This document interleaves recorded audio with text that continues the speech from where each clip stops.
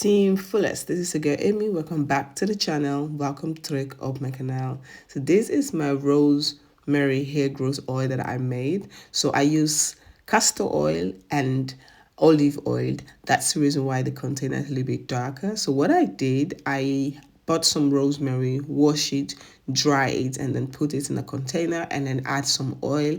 I let it sit inside a hot water for I think 5 minutes. After that, I allow it to cool down, and then I added 5 drops of tea tree oil just to use it as a preserve.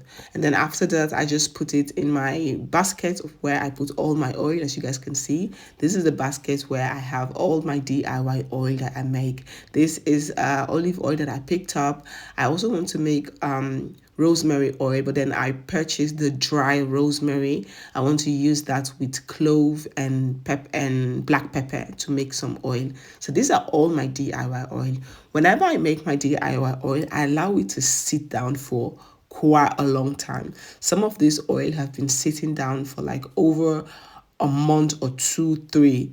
I allow them to sit, and that's the reason why I make a lot. So today my oil container is empty. I thought, you know what, let me make some rosemary, because this rosemary has been sitting now for over a month, for a very long time.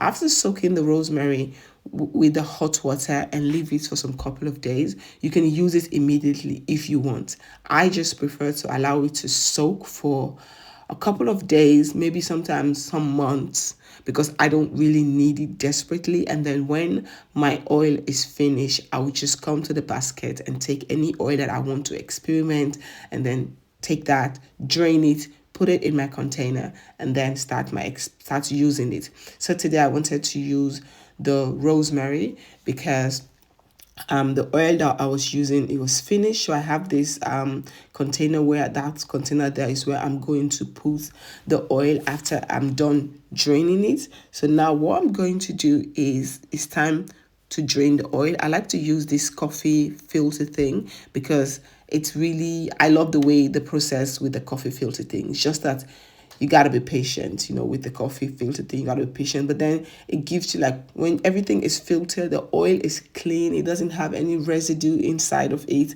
That's one of the things I like. So I'm just going to pour everything in here, and then you gotta leave this one to really drain. If you're in a hurry, maybe you use cloths, but I don't like using cloths, so I love this process. And I'm just gonna leave it like this to drain. What I like to do also as well, I like to put something on top of it so that no fly or no anything goes on top. Also for the kids, when they come to the kitchen, they know, okay, this is something I'm not supposed to touch. Reasons why I always like to close it instead of leaving it opened.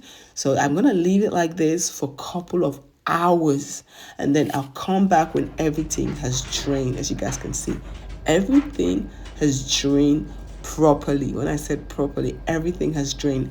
The rosemary residue is dry, it doesn't have any oil in it, and I just love this process. I love this process so much. This is what I normally do with all of my oil. So now you can actually put this into the container that you're going to use it, or you can just leave it in a bottle. For now, I'm just gonna leave it in a bottle, and then later on I'm going to put it into the container. I like to add some peppermint essential oil into the mixture, just some few drops. So I like to add that peppermint oil into the mixture before ever I will go ahead and put it into my application bottle. For now, I just want to leave it in here, and this is what the rosemary residue looks like. As you guys can see, it's dry. That's the reason why I love this method. It's really dry. So the next one I'm going to be trying is the dry rosemary leaf and clove and black pepper, because I've been getting a lot of requests from Amy, can you also use the dry rosemary to get the same result? Which of course I said yes, but I've never tried it, so it's something that I also want to try myself. And these are all my hair growth. I have not been buying hair oil for a very long time. I DIY my own, and this is my fenugreek oil that I also made. This oil has been standing here for over some months. Like most of this oil, I added tea tree oil into it, tea tree essential oil, just to act as a preserve so that it doesn't spoil. And so far I have been getting great results. So yeah, I just want to come and share this quick video with you guys. I hope you guys like it. If you have any questions, let me know in the comment box. Team Fullest, peace.